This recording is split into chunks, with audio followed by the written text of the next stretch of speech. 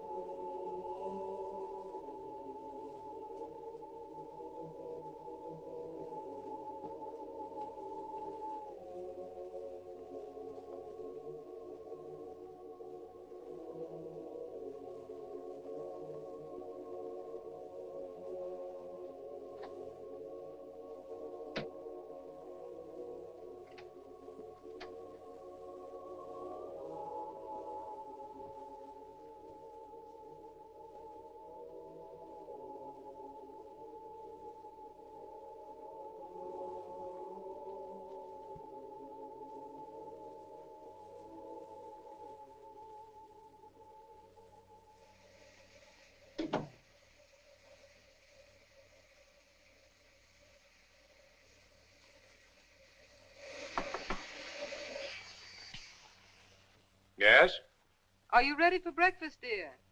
In a few minutes, when I finish shaving.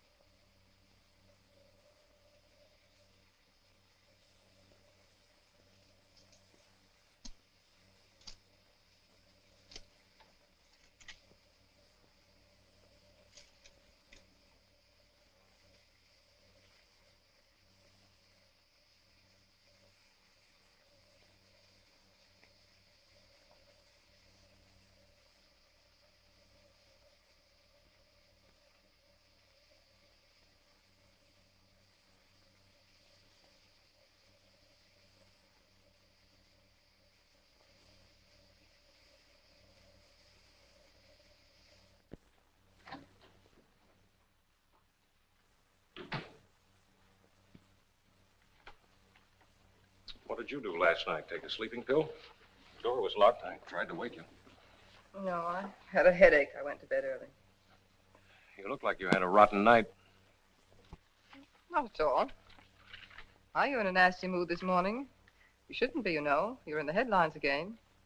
Congratulations, darling. Musical murderer strikes again. Man acquitted year ago by noted criminal lawyer Martin Strang goes berserk. Kills boy and dog. Let's see that.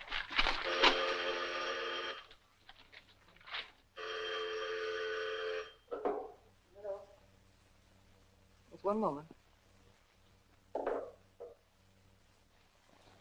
Lieutenant Edwards, the Homicide Bureau wants to speak to you.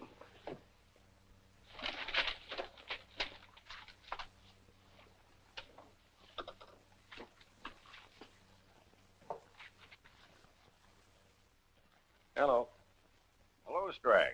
Where have you been all night? I've been trying to get you for hours. Didn't get in till very late, and I guess my wife didn't hear the phone. Why, what's up? Yes, I just read about it. Looks like a mess. Of course I'll take the Tilton case. What else can I do? I don't know, Counselor. Tilton's been asking for you. I don't think I'd like to be in your boots this time. What are you driving at? What's Doc Anderson got against you? Nothing that I know of. Why? He's pulling a fast one, Strang. He's asked for a private examination of Tilton at 8 o'clock this morning. If I were you, I'd just happen to drop in. Thanks for the tip, Lieutenant. I can just make it. I'll be there.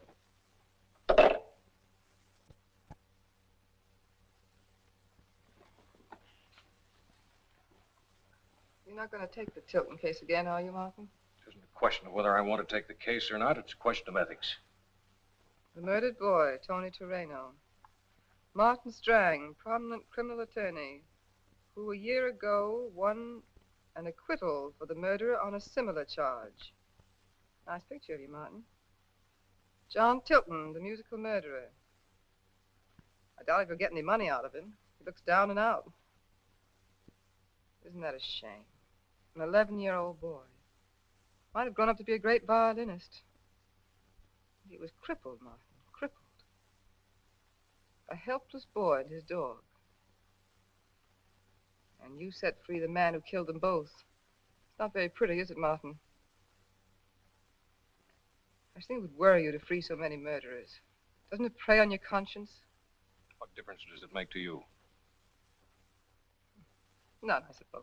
I don't play the violin. Well, your client looks young. With you to defend him, he should be able to do away with quite a few innocent people before he dies. You've changed your hairdo, Lucille. It's quite becoming. You didn't answer my question. Doesn't it worry your conscience? No, not at all, because I'm a gambler. I like to gamble. If I don't take their cases, somebody else will. But I always stay within the bounds of legal ethics. You're a fine man to talk about legal ethics. You killed your own brother with those legal ethics. I'm sorry, Martin. Sit down. Finish your coffee. Need 2 wire recordings. One most children would study. The other, I think, is the one the boy was playing when he was killed. At least the music was on the rack. Excuse me, Dr. Anderson. Mr. Martin Strang is here to see you. Yes, he's taking the Tilton case again. Oh. Show Mr. Strang in. Come in, sir. Thank you. Hello, Marty. Doc? Have a seat. Thank you. Lieutenant? Hello. I stopped by the jail to see Tilton. They said he was over here. Where is he? Inside. You boys are getting to work pretty early. What's on your mind? I like to handle these cases as soon as possible after the crime. I have a theory about Tilton's. I'd like to try something on him, if you don't mind. What? Sodium pentothal. The stuff we started using during the war. Something we didn't have the last time you got Tilton off. Truth serum, huh? That's the popular name for it. The facts of the case point to a psychosis of some kind. With this drug, we can break down Tilton's defenses and make him talk. What are you looking for, Doc? A motive? Yes? You know as well as I do that testimony taken under the influence of drugs is not admissible in court. Yes, we know, but it'll save a lot of time. All right, if Tilton has no objections, I haven't. I doubt if he'll object. He looks pretty washed up to me. Shall we go ahead?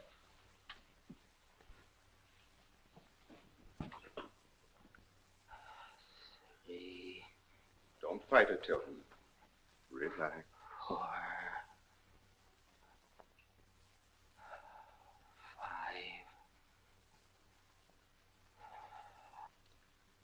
Did your parents ever quarrel? No. They got along all right. Did your parents ever discuss money problems in your presence? Money problems? Financial difficulties? They had no financial difficulties. We had plenty of money. Enough money for you to study the violin? Stand up, please. Play for me.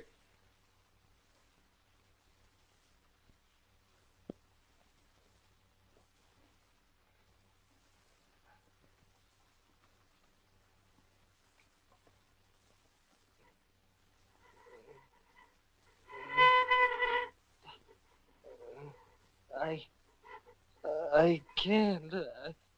I can't.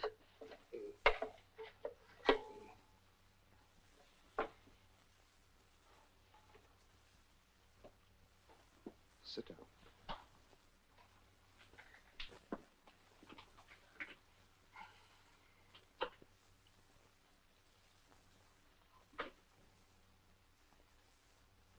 What happened to your hand?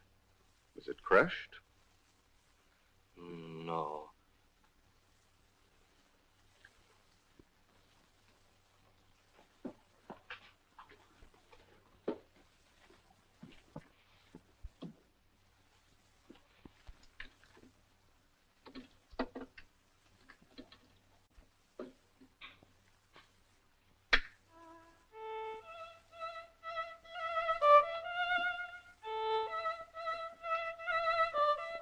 But isn't that you playing?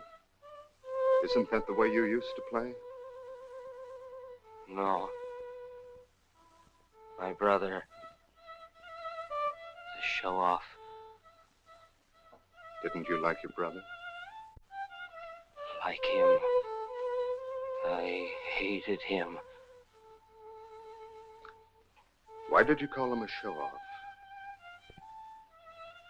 Thought he was smart. I knew music. He was just a machine. A machine. He read the notes and played them like a parrot. No meaning. When I tried to tell him, he'd get his violin and play. Then he'd hand it to me and say, let's see you do it. He knew my hand ever since I was a baby. My hand. I couldn't play. I couldn't play.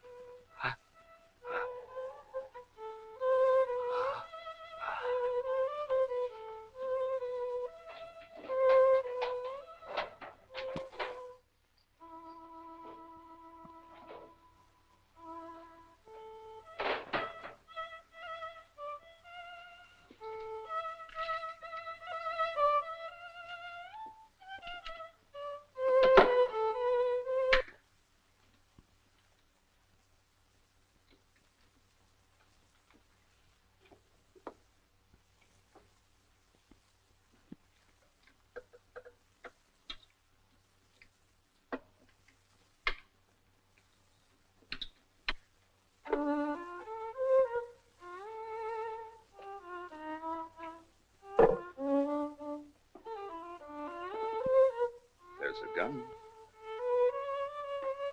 on the table, Tilton. There's a gun on the table beside you, Tilton.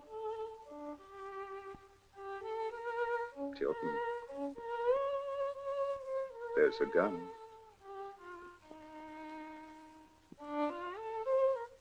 Nice music.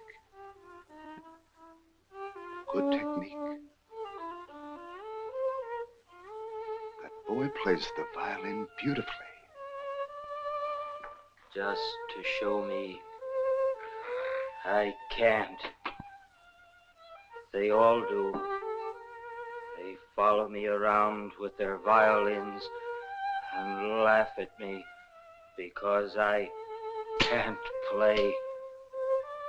I can't play. I can't play. Now.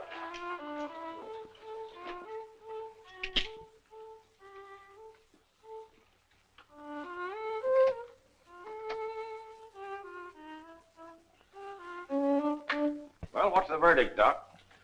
Well, as far as I'm concerned, the man is as normal as you or I. What? I know it's a bitter pill for you to swallow, Strang. I shouldn't like your job of defending him. It'll hardly make you look like a public hero. Well, the man is obviously insane. The man has a neurosis, perhaps. He may have been out of his mind for a few minutes when he committed the crime, but in my opinion, he's sane. Well, I guess you know what you're doing. I'm sorry, Marty. Well, live and learn, I always say. I'll send for these later. Be seeing you around, Counselor. Goodbye, Lieutenant. Goodbye, Edwin.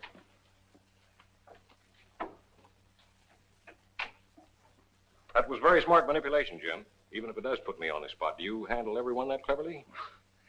I've had a lot of practice. No hard feelings, I hope. No, of course not. It's all in the game. I was just thinking it's a shame your talents are wasted on a county job. Oh, my work gives me a lot of varied cases. It's a good experience. I suppose so. You don't get the competition here you do in private practice. As a matter of fact, I intend to go into private practice very shortly. I'm a little fed up with all this. Yeah, but you'd miss it. Catering to a lot of tired dowagers wouldn't be very interesting. I don't think you'll give this up. I intend to. I wish I was as sure of myself as you are. You know, I used to be. To tell you the truth, these murder cases are getting the best of me. I don't even sleep well lately. Guilty conscience? Maybe so. Maybe you're right. You mean springing so many murderers? Look, if it's Tilton you're worried about, forget it. After all, you didn't hold the gun that killed the boy. I don't know. You know, Lucille keeps harping about my legal practice. Seems to be preying on her mind, too. I get strange thoughts sometimes. Like last night, Last night? What happened? Oh, nothing, really, except that I had dinner downtown. It was the maid's night out, and Lucille didn't want to cook. So when I got home, I found Lucille had locked herself in her bedroom. It was a funny thing. I knew she was in there, and yet I had the strangest feeling that I was alone in the apartment. I almost awakened her, to be sure. Did you? Awakened my wife? You don't know her. I'd have never heard the end of it. I guess I should have, though. I didn't get to sleep until the wee small hours. I thought you looked tired when you came in. Tired? I'm really tired. Say, Jim, you have any sedatives lying around that I could take at night, do you? I never seem to have time to get to a doctor. Well, Well, don't worry. I'm not going to run down and report you to the medical board. It's not that, but the heat's on. So many suicides from sleeping pills lately. Oh, of course, I know you wouldn't be so silly. It's not a bad idea, but I don't think I'll do that yet. You know why? I want a big funeral. There wouldn't be many mourners. Seriously, Doc, I've got to get some sleep. Why don't you go up to your place on the lake and relax? What you need is a good rest. All right. You fix me up with some sleep, and I'll take your advice. Well, I shouldn't, but all right.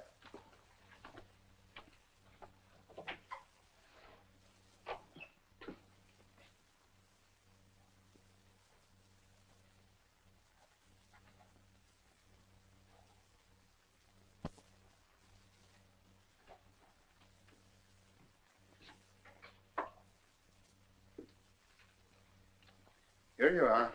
Oh. Don't take more than one of these at night. Thanks. Take care of yourself, Marty. Oh, I'll need to. Now that I found out my client Tilton is sane, I'll really need to. Give my regards to Dr. Freud.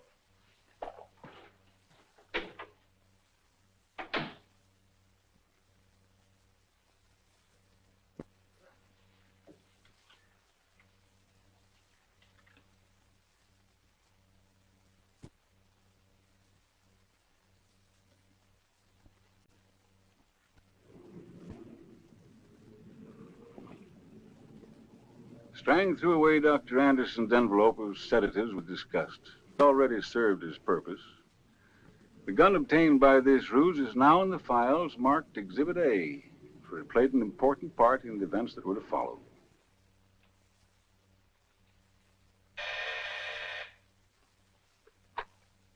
Hello?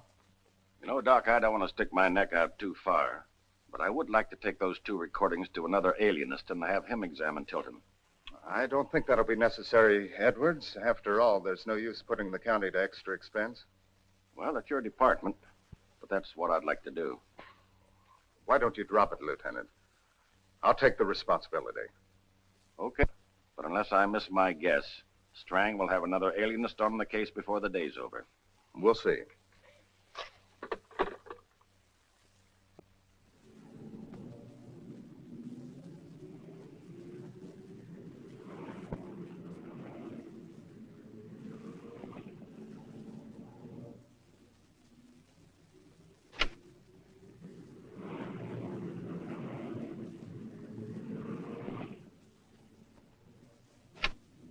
Mr. Strang.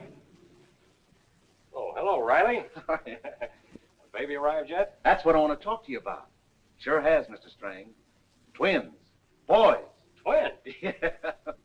Well, let's see. I bet you $25 it'd be a girl, I think. Twin boys? Well, that hits the jack 4-1. There you are. Congratulations. $100? Oh, you don't know how this will help me, Mr. Strang. No, I needed $25 for my bond. It expired last week. Expired? Mm-hmm. That's serious, isn't it? Yeah, but this will take care of it. And the rest. Boy, what that'll do for Molly and the kids. You know, the boys in the department have it in for you, Mr. Strang, especially since this Tilton case. But I know you're one swell guy. Thanks, Riley. Nice to know I got one friend left.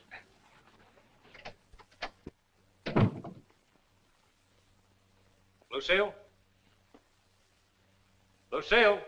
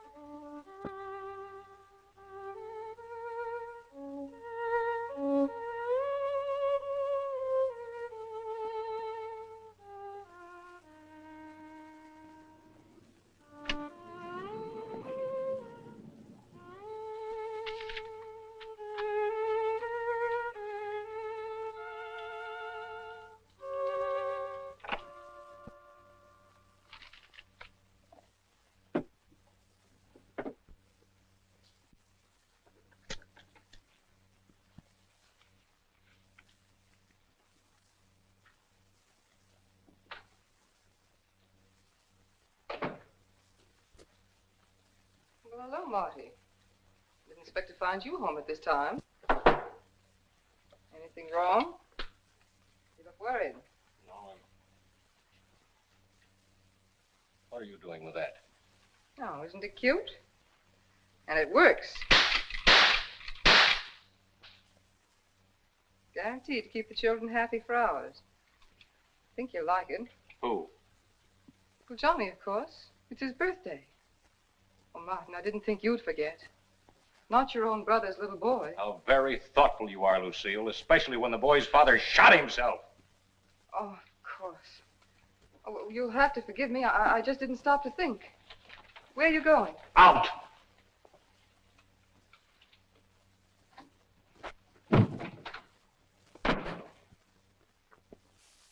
Ladies and gentlemen, yes, sirree. Practically giving these things away. Step right up, step right up. Here you are, sir. You ever see a gadget like this? Here you are. Here, hold it in your hand there. Here. No, you pull on the trigger there. See that? See how it works? See the sparks come out of that thing? Quite a gadget, isn't it, huh? Why don't you take one of the kids, huh? What's the matter? Haven't you got a quarter?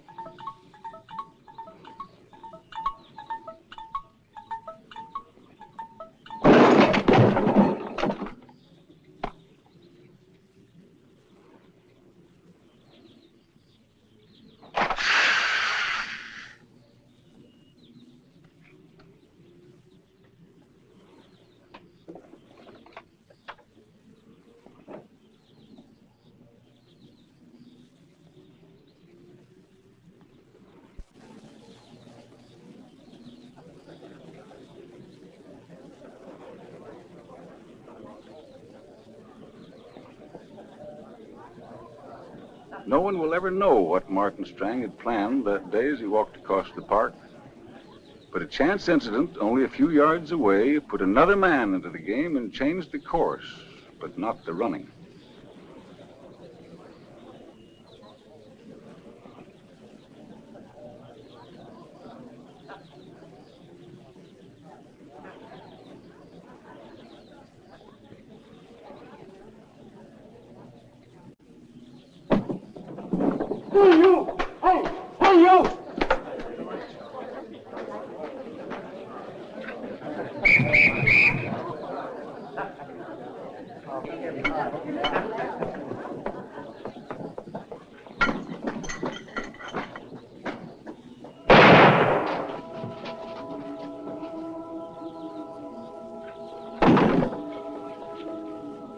Oh, you don't know how this will help me, Mr. Strang.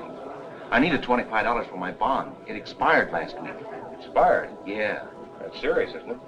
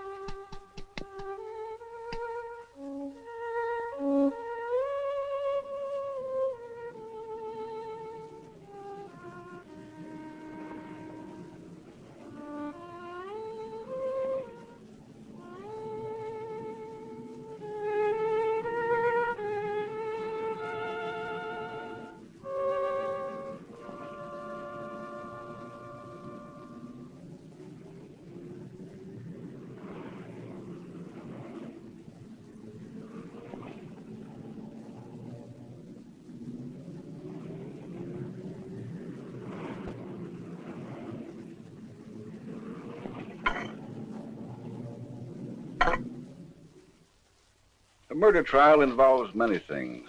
Facts, people and their emotions. On the day this trial began, it was hot, humid. The heat smothered everyone and everything like a strange, ominous robe. It was just as if the courtroom had set the stage for the weather. I looked at the prisoner. His name was William Jackson. The charge against him was murder. After the customary preliminaries in the courtroom, I opened the trial. William Jackson, you were charged with the murder of patrolman Patrick Riley, while said officer, in the performance of his duty, was attempting to make your arrest. Said offense being in violation of section 1141 of the Criminal Code, which states, whoever purposefully and willfully kills a sheriff, constable, policeman, while said sheriff, constable, policeman is in discharge of his duties, is guilty of murder in the first degree and shall be punished by death. Before asking you how you plead, it is my duty to inform you that you're entitled to benefit of counsel. Have you an attorney? Yeah. Stand up. Yeah, I got a lawyer, Your Honor. Is he present in this courtroom? I don't know. I never seen him. He wrote me a letter. Well, who is your attorney? My lawyer is Martin Strang. Officer, see if Mr. Strang is in the courtroom. That won't be necessary, Your Honor. Strang's appearance was completely unexpected. Public sentiment had run high against him when, only a few days before, he had appeared to defend James Tilton. But now, to voluntarily defend a man who shot down a public servant in cold blood was an insult to his profession that would place Strang in the contempt of all those who practiced before the bar. I was afraid you weren't going to come. Thought maybe you might change your mind or something. I said I'd be here, and I'm here. You still want me for your attorney? Sure, sure. Your Honor, have I permission to address the court? You have, Mr. Strang. Proceed. Your Honor, I represent the accused, William Jackson, and I enter on his behalf a plea of not guilty. And if it please the court, I should like the privilege of private conversation with my client before proceeding. Well, the procedure's irregular, Mr. Strang, but under the circumstances, your request is granted. The court declares a recess, 1/2 hour. On, Jackson.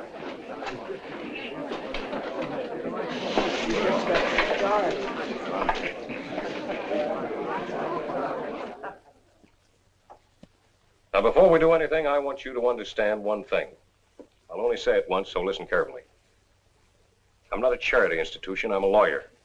I didn't take this case out of sympathy, I took it for one reason. I want something from you. I'm going to give you something, but I want something in return. You understand? Yeah, I understand, Mr. Strang.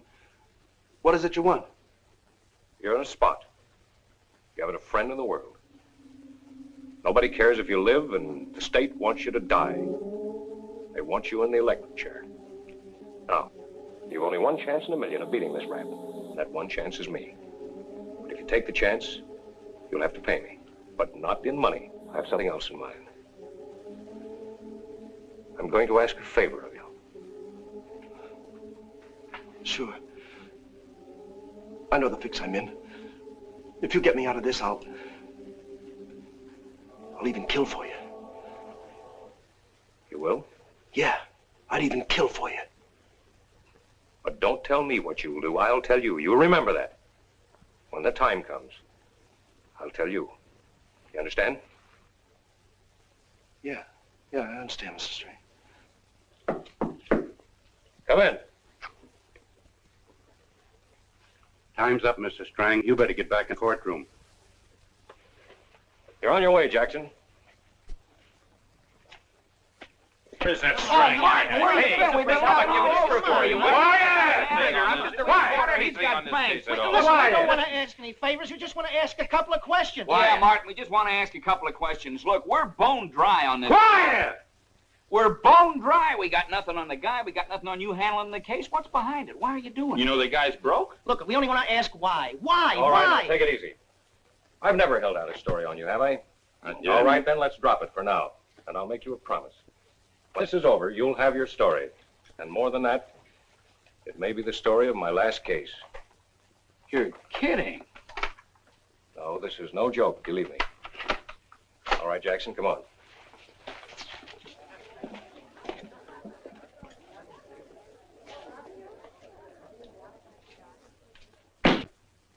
Ah, that Strang. I love that lawyer. He sure makes copy. If I only knew the story of this guy Strang. His mind is warped. He put his kid brother through law school and then had him disbarred. Yeah, just like sending him a tombstone. And the kid shot himself. Yeah. I've watched that guy in court case after case. You never know what he's going to do, but he's always got something up his sleeve. So, I got something in my pocket. Any buyers? Regard, Horace Greeley. Observe. See before your startled, naive eyes a pair of dice. In action. Hey, fellas, break it up and get downstairs. The place is busting loose.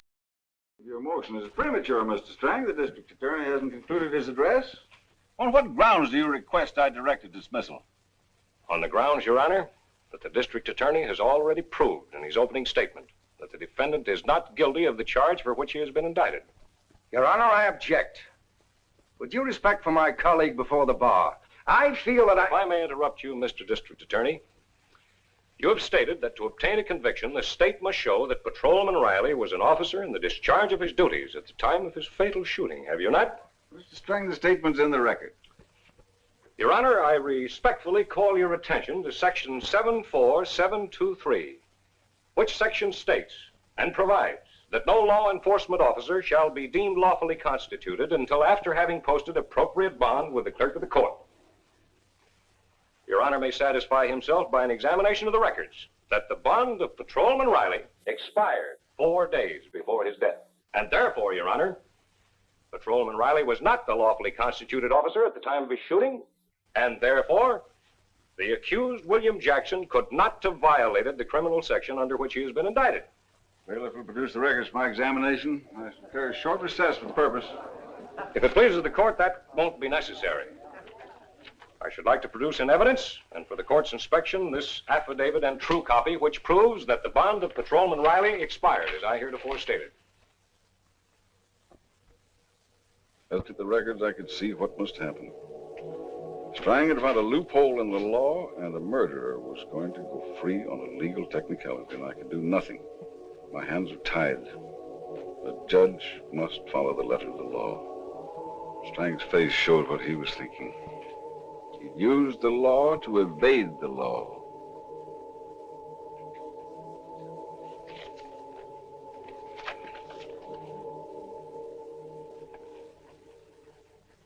On examination, I find the records to be as counsel has stated.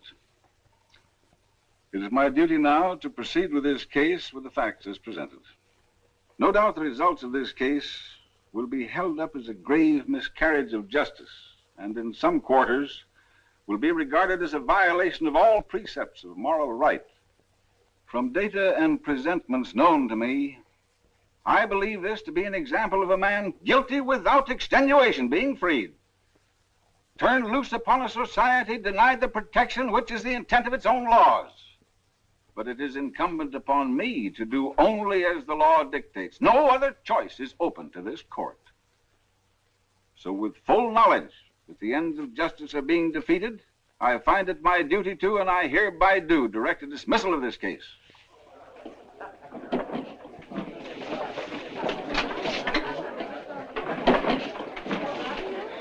Strang, I suppose, had a certain personal satisfaction.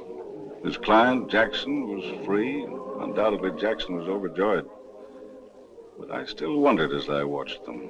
Strang most certainly knew the district attorney would obtain re-indictment, and I knew they'd be back.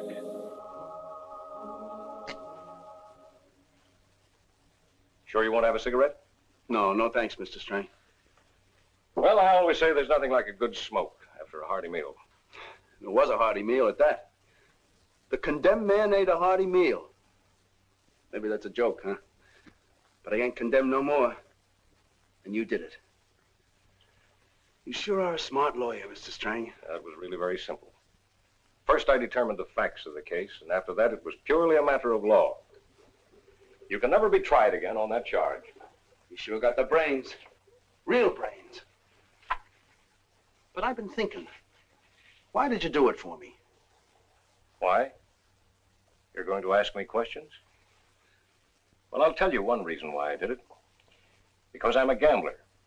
I read of your arrest, and I saw that you were going to be brought up on the cop-killing statute. And I decided to gamble. And it was a gamble, Jackson. But when I gamble, I always bet on a sure thing. And I knew I had a sure thing. And I got off. I never thought it could happen. I've been in a lot of jams, but I never killed no cop before. I didn't think I could get away with it. me cold shivers now to think about it. Yes, why did you kill him? You weren't in trouble. He was only trying to arrest you for a misdemeanor. Why did you shoot him? I really don't know, Mr. Strang. It's all kind of mixed up. I can understand that. Sometimes I get mixed up myself.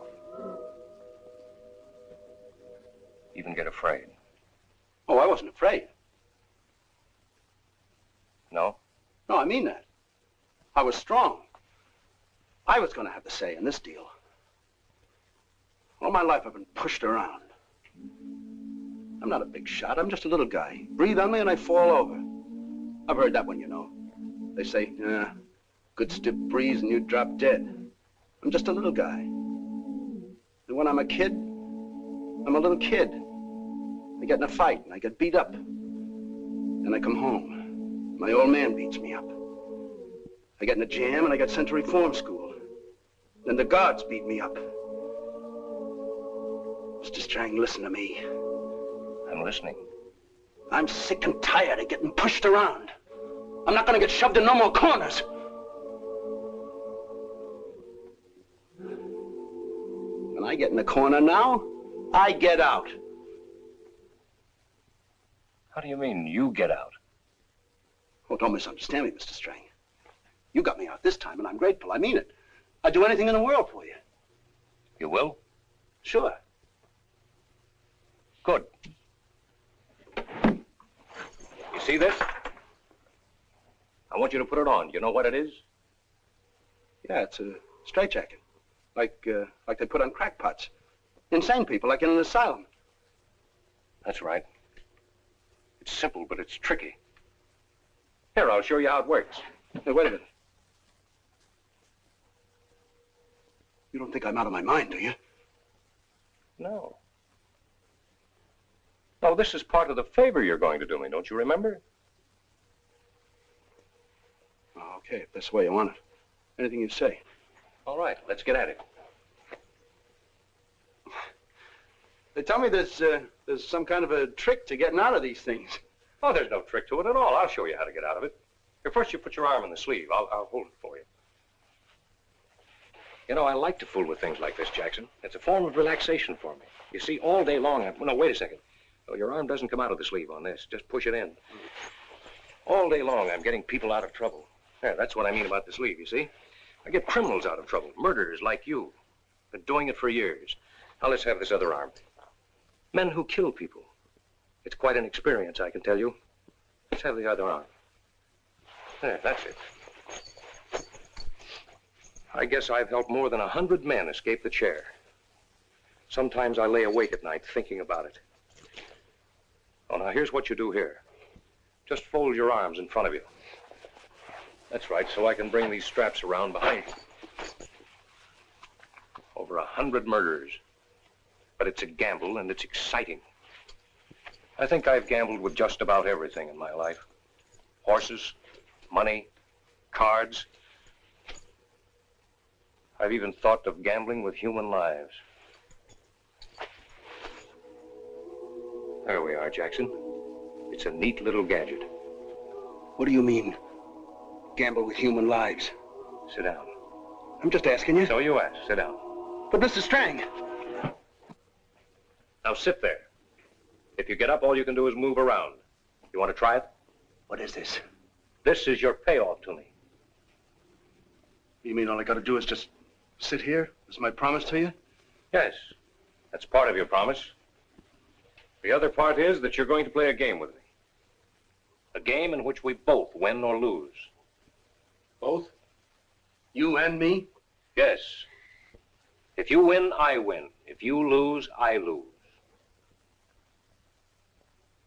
What kind of a game is this? We're going to play roulette with a revolver. Yes.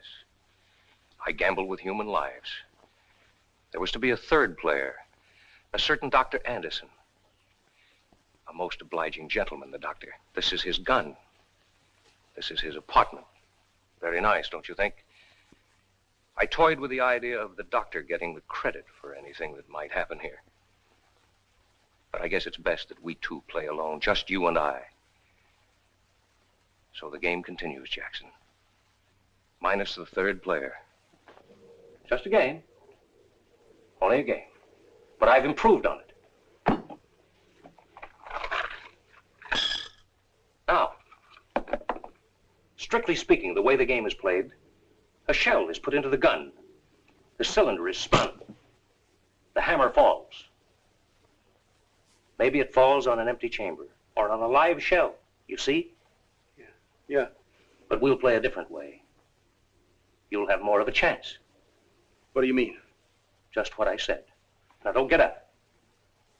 Your hands are tied, remember? Just like the hands of the judge who set you free. Now I'm going to tell you precisely why I saved you temporarily from the electric chair. Have you ever looked at the moon? Did you ever look at it night after blessed night and wonder why you're doing what you're doing? Are you crazy? Why? Why? Because I want to gamble with a human life? No. I have it all figured out in my own mind. That straitjacket. This gun. But why kill me? Why don't you just kill yourself if that's what you want? Why don't you just kill yourself? That would be suicide. No, I've waited for a case exactly like yours because I want to play my game with a man who is legally dead. But you said I was free. Well, you are. You are temporarily. But you'll be re-indicted. The state will get you for murdering a civilian, not for murdering a policeman. I could make a bet with you. I could bet you the indictment is already drawn. That's why I'm not wasting any time. If you live, we'll have a drink and shake hands. This is a gamble in which we both stand to lose everything. You can always win back money you've lost, but not a life. I'm placing my biggest bet. Put that gun away. It's just a game. It's a gamble.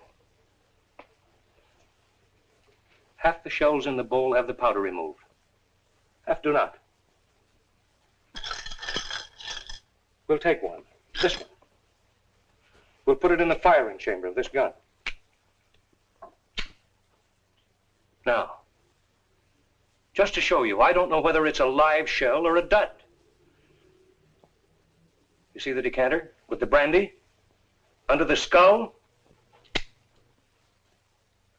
You see? It was a dud.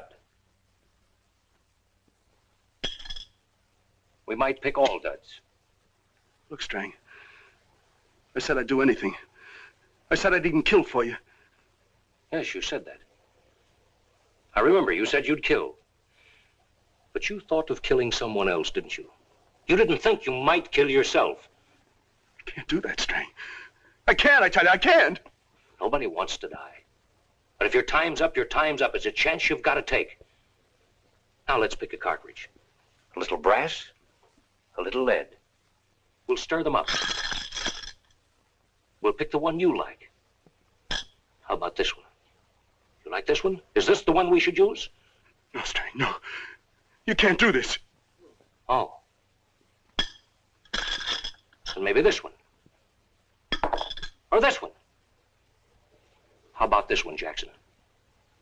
Look. If you look real close, there's a little nick in the casing. Maybe I scratched it as I was removing the powder. Maybe. What do you think? Shall I use this? No, no. You've got to pick one sooner or later, Jackson. And remember the odds. The odds are with you. 50-50 on the live or dead shells and 5-1 on the gun. You got to take a chance. You've got to pick one. This one. Is this it? Oh. You can't do it. And I'll do it for you. Strang!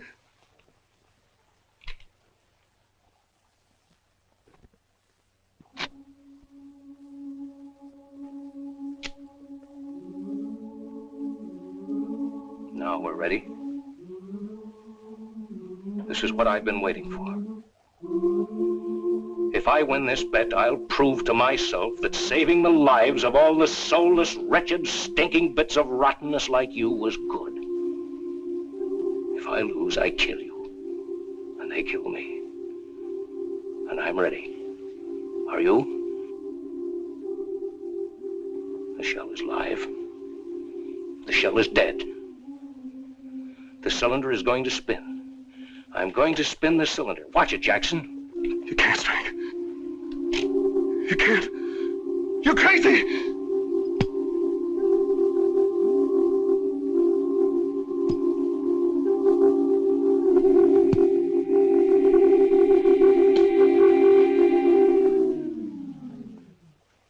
We won. We both won.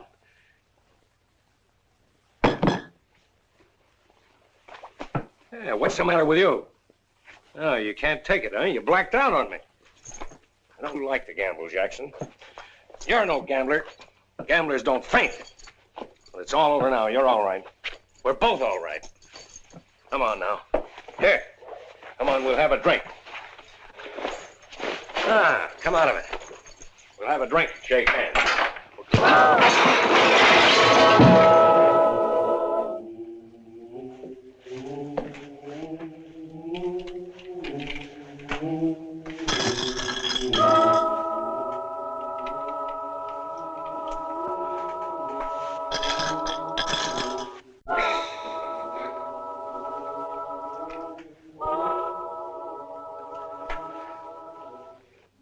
Martin? Martin? Martin? Martin?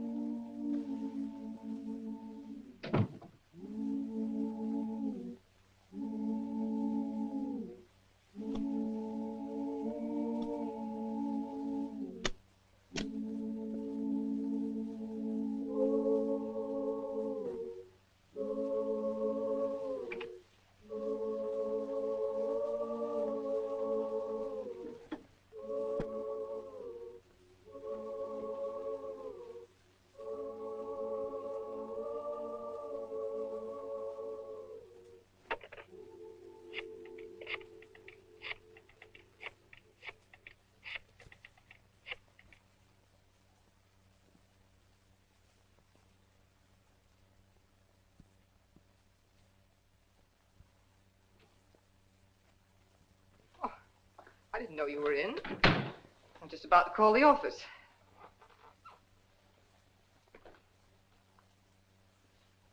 Well, really, Martin, what are you planning to do with that?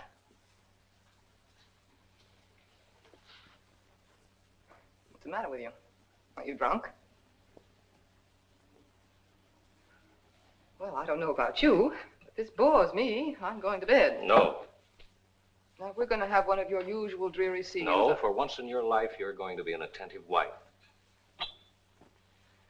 You're going to listen to an extremely sordid but very fascinating case. You know perfectly well I'm not interested in your filthy case. But I'll listen. Apparently, I have no choice. This is a case you'll be extremely interested in, my dear. There's no money in it. Poor fool hasn't any.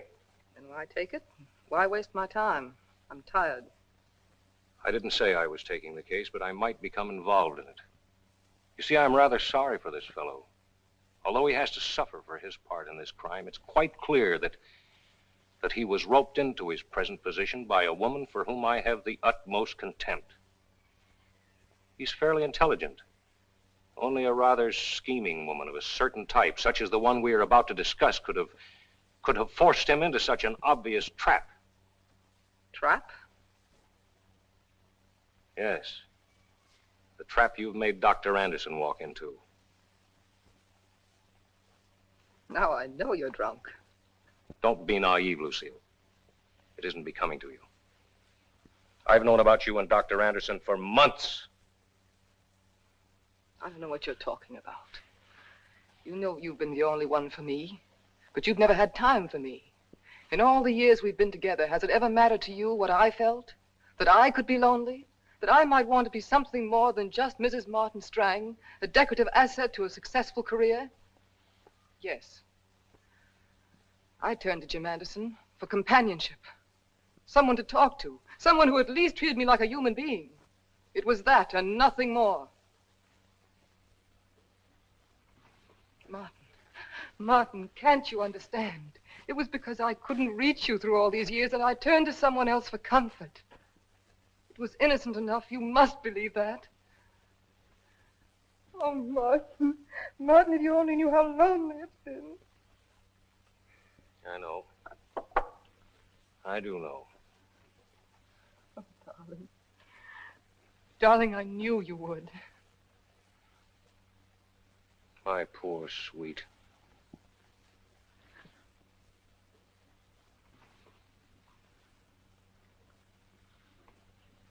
Now, you sit down, and I'll tell you a story that will break your heart.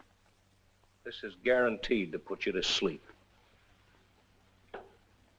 Once upon a time, there was a kid, a nice, average kid who wanted nice, average things out of life, like when he did something he thought was great, he could run home and tell his father about it and see his mother act like she thought he was a hero. Now, doesn't that just bring the tears to your eyes? And what's that got to do with us? I'm coming to that. He grew up in more ways than one. A struggling young lawyer with a nice shining goal before him. Do unto others as you would have them do unto you. But it didn't pay off. Not in money. The people whose cases he took gave him encouragement and affection. But you can't live like that all your life. There has to be that one person to rub out all the emptiness of being alone. So he met her, and she was beautiful. A little hard about everything he thought, but maybe that was just her defense against life. And he fell in love with her. In 6 months, he'd saved enough, and they were married. The first year was wonderful. He loved her so much, he thought he was going batty with happiness. He wanted a son. But she told him they couldn't afford it. If he hadn't been so much in love with her, he'd have known then she was hedging. Pretty soon he noticed a change in her. The small flat looked like a pigsty when he'd come home at night. And she always found something wrong. But she said it was nerves. And why didn't he get something that paid more? And he did. A lot more. He did a good job of defending one killer after another and became famous. And her nerves disappeared with that first mink coat he got her. It was then he suggested again that they have a child. This time she told him flatly that kids just bored her. And then he knew she'd never loved him. What's this got to do with us? It is us. Me, a king-size failure, and you, Lucille, a vicious, scheming little tramp. Shut up. Now you shut up and listen to me. I hate your soul. For years I've hoped I'd never have to see you or touch you again. Yes, I love Jim Anderson, and he's 10 times the man you will ever be. Do you hear that, Martin? Do you hear? Hear it? I think it's wonderful. You love him so much, and yet you were content to live here with me. You didn't even have the decency to ask for a divorce, my poor, cheap Lucille. You know what? You're insane. You've gone completely insane. No, I'm not. But that's what you'd hope for. You'd hoped I'd go insane and kill myself. Follow in my brother's footsteps, didn't you? Didn't you? I'll tell you how sane I am. I've made a will, leaving everything I have to the families who have suffered at the hands of the rotten murderers I've freed. Freed in my blind, stupid attempt to make you happy. Now get out.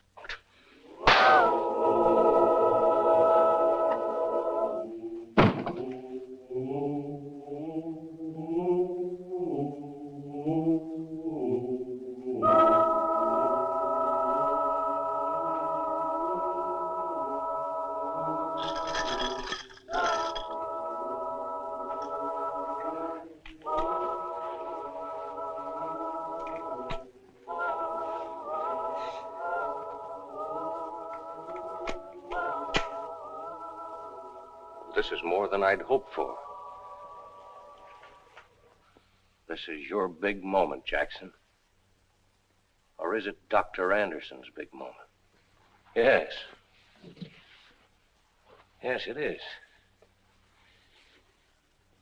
This is gambling. Try it again, Jackson. That was one. Try it again. You're nervous. You amaze me.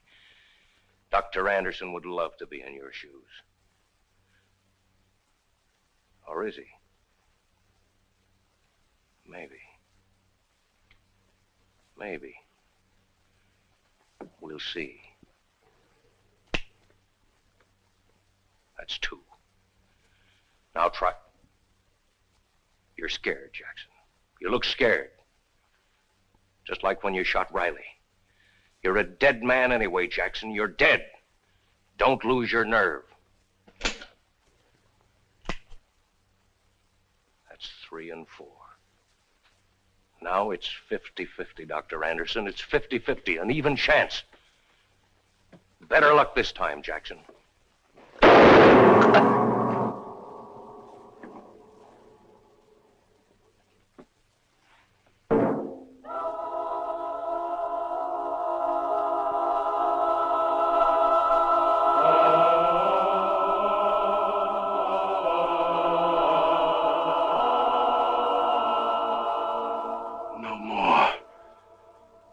Nobody's gonna push me around no more.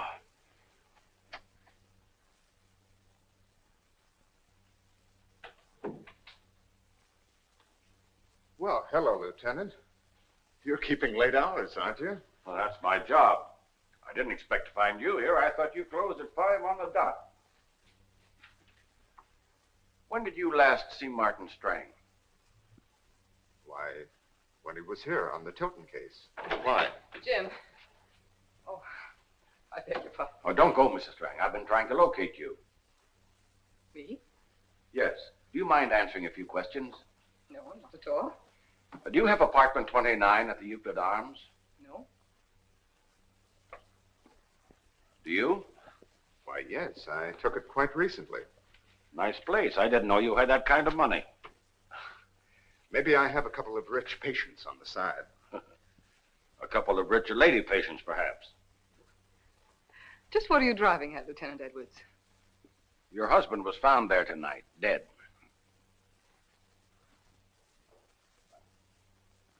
I don't understand. Did he leave any kind of a note? A will. How could he? How could he commit suicide? Why, he had everything to live for. He didn't commit suicide, Mrs. Strang. It was supposed to look that way. The fact of the matter is, he was murdered. Where were you around 10 o'clock tonight, Mrs. Strang? I was at our mountain cabin. And I can prove it. I was here in my office all evening. But nobody saw me. Well, that's too bad. Because the gun that killed him was registered in your name.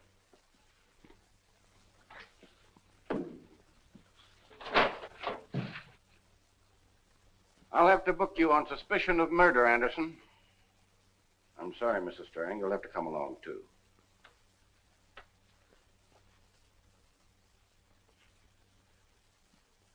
Don't you touch me.